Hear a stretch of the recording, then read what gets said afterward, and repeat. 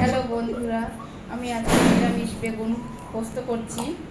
দেখো কিভাবে করছি, বেগুন বহারি বলা যায়। তো রেসিপিটা দেখতে থাকো, যদি ভালো লাগে লাইক কমেন্ট শেয়ার করো। তো দেখো, তো বন্ধুরা দেখো, এখানে 2 চামচ সাদা তিল নিয়ে নিচ্ছি। কড়াইতে তেল নেব, আর বাদাম নিয়ে নিলাম, বাদাম। তো এটাকে ভেজে নিচ্ছি। আর এদিকে পোস্ত নিয়ে নিলাম 2 চামচ মতো, আর সর্ষে সামান্য পরিমাণে।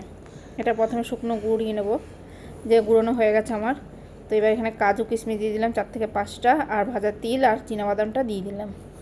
তো এবার এটা পেস্ট করে নেব। কাঁচা লঙ্কা দিয়ে দিলাম 2টো, সামান্য জল দিয়ে এটা ভালো করে পেস্ট করে নেব। আর এদিকে দেখো, বেগুন ক্যাপসিকাম কুচিয়ে নিয়েছি। তো বেগুনগুলোকে ভেজে নিচ্ছি সাদা তেলে। এটা কিন্তু আমি করছি সাদা তেলে পুরো।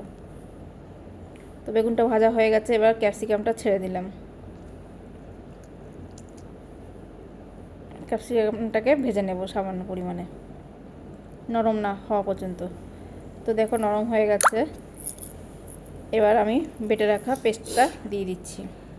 সামান্য নেড়েচেড়ে জল দিয়ে দিলাম, বেশিক্ষণ কষালাম না, পোস্ত যেহেতু ছিল। তো জল ফুটে গেছে, বেগুন দিয়ে দিলাম। তো দেখো, বেগুনের রেসিপি, বাহারি রেসিপি রেডি। আমার আগে ঘি, গরম মশলা দিয়ে দিলাম, সামান্য পরিমাণে চিনি দিয়ে দিলাম। তো রেসিপিটা কেমন লাগলো লাইক কমেন্ট করে জানিও। এই যে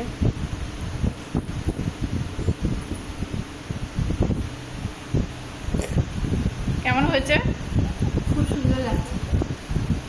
এরকম তরকারি প্রতিদিন বানানো, হেভি লাগছে।